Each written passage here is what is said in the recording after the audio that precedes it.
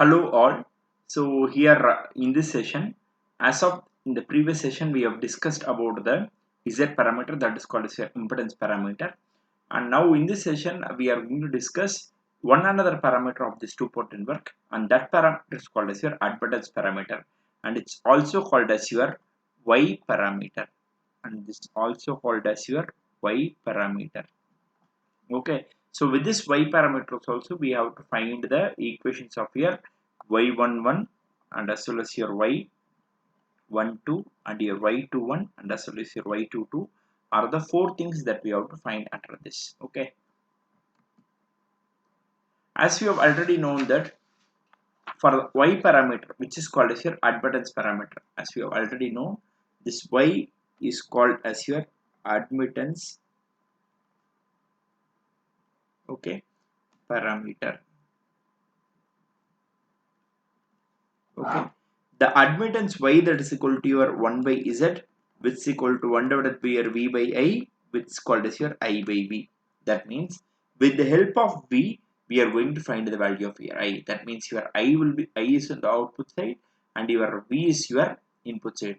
In other words, it could be dealt as your v is your independent parameter, but whereas your I is the dependent parameter here. So the dependent parameter I1 and I2 has been founded by using the independent parameters of your v1 and as well as v1 and v2, and here this could be written as your y11 and this is called as your y12 and this is called as your y21 and this is called as your y22.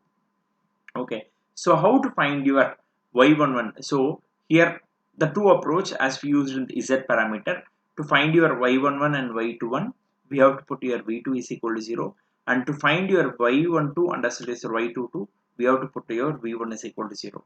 In the last session itself it has been discussed that, okay, it has been discussed that when we want to put the voltage to be equal to 0, when we want to put the voltage to be equal to 0, the side, okay, say for example if we are putting your output side to be 0, voltage to be 0, then that side is to be short circuited.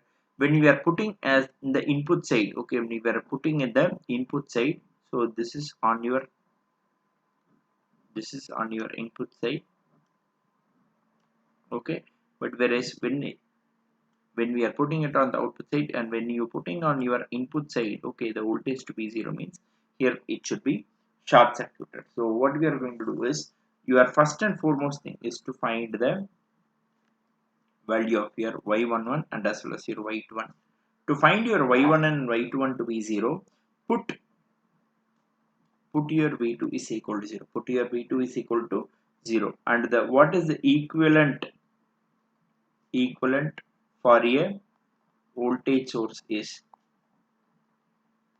equivalent for the voltage source is short circuited. So your regular two port network can be drawn as a two port network.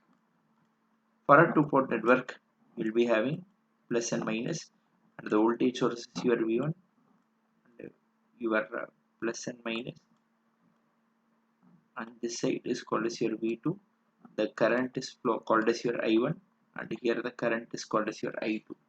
So to find, when you want to put your v2 is equal to 0, we can write it as, this circuit could be redrawn as your two port network.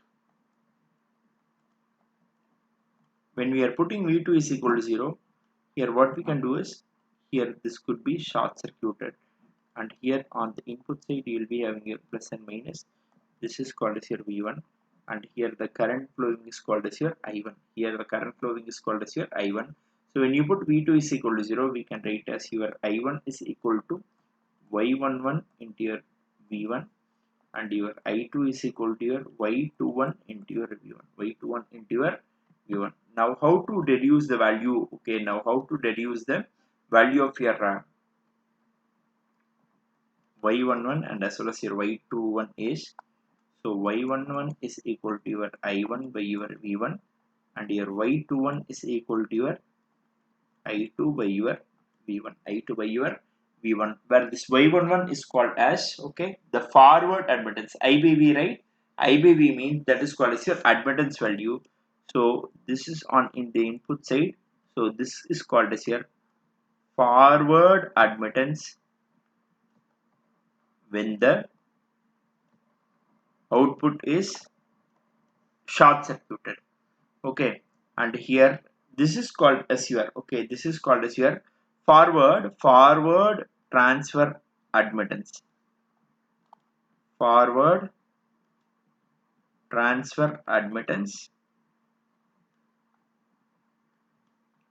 when the output is short circuited. When the output is short circuited. Okay, we have found the values of your y11 and as well as your y21. Okay, we have found the values of your y11 and y21.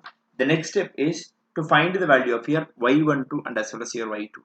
To find the value of your y12 and y22, we have to put the value of your v1 is equal to 0. When you want to put the v1 is equal to 0, v1 is equal to 0 means the equivalent for the voltage source is a short circuit, right? On the input side, instead of you have to replace this voltage source by a short circuit.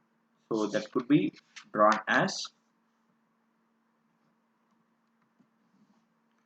so we have to find your y12 and as well as your y22. Put your, okay, put your v1 is equal to 0. Put your v1 is equal to 0 and the equivalent for a voltage source. The equivalent for a voltage source is short circuit. Now the circuit could be redrawn as, this is your two-port network and here the input voltage is,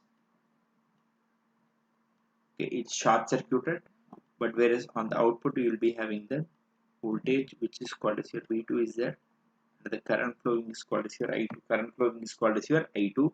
Now here the current I1 and I2 can be written as, your current I1 and I2 is your Y12 into your V2 and your Y22 into your V2. Now this can be written as, this could be written as your Y12 is equal to your I1 by your V2 and your Y22 which is called as your I2 by your V2. This I2 by V2 is called as your output admittance. Output admittance when the input side is short circuited, and this I1 by V2 Y12 is called as your reverse transfer admittance when the input side is your short circuited. When the input side is your short circuit. Now we are going to draw the final admittance circuit. Okay, the final admittance parameter circuit, admittance parameter equivalent.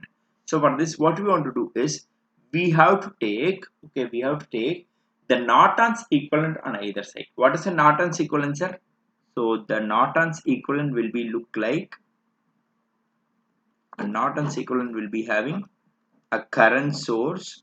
Say for example, this is called as your current source, your IN, that will be in parallel with an resistance. That resistance could be called as your R Thevenin or else your R Norton, because the procedure for finding the Thevenin's resistance and as well as Norton's resistance is same. So the Norton's equivalent is your, okay, your a current source which will be parallel in your Thevenin's resistance or Norton's resistance. So the admittance parameter circuit,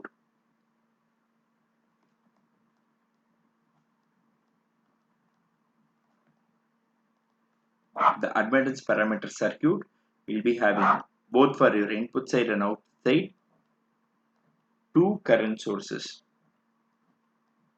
Okay, two current sources which will be in parallel with an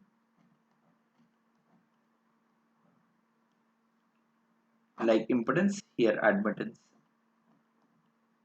So this is one current source and here also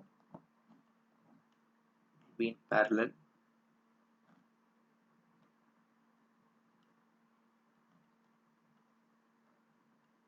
Okay, and this parameter is called as your, y11 and this value is called as your v1.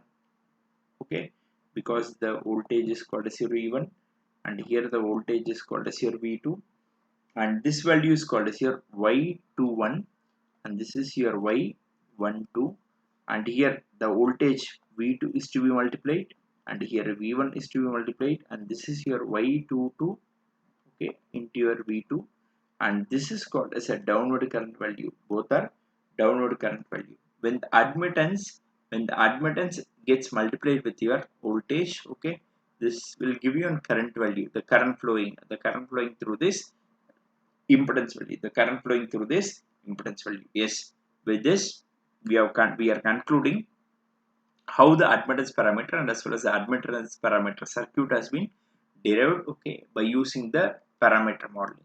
Thank you.